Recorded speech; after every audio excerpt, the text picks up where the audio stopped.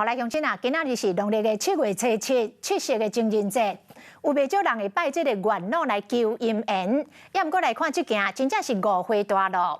台南归仁的仁寿宫外口有一尊月老的石雕，手提这个姻缘簿，但是煞定定互学生误认做提轮椅的孔子公。伫咧考试进前，太甲拜拜，互提醒了后，才知影讲混唔着去咯。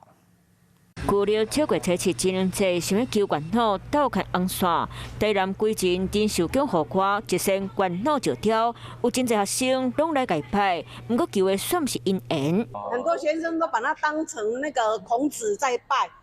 啊，他以为他拿的那个是《论语》，其实他拿的是那个姻缘簿。哎呀，这真正是误会，月老红当作是孔子，附近的民众都看过真侪摆。哦，有看过，因为归仁国中在旁边嘛，新丰国中也在后面嘛，对，所以学生常常会到这边来啊。有神就会灵，谢谢。不仔细看，你会觉得他像什么？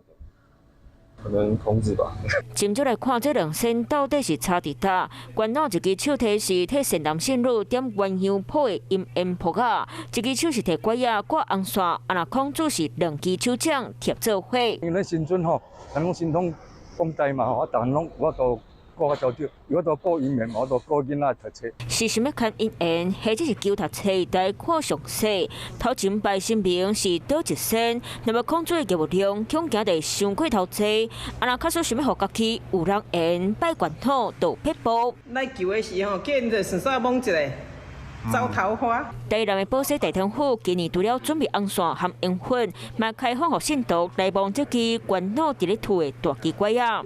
无一定的迄个未婚男女啊啦，哦，有情人也可以过来哈，啊，把一个香杯哈啊，让他们多一点甜蜜。七夕情人节，信徒求拄到好对象，会当替家己招来好姻缘。 Hello， 我是陈雅玲。想要抢先掌握最及时的新闻资讯吗？赶快订阅、按赞、开启小铃铛，锁定华视新闻 YouTube 频道。